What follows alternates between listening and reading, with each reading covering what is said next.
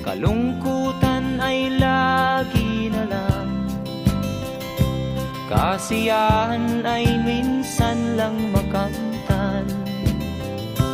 O buhay, kahit sa mga mayaman ay di lubos ang kanilang kasiyahan.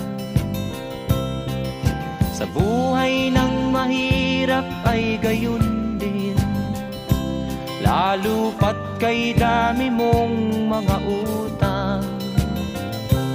O buhay,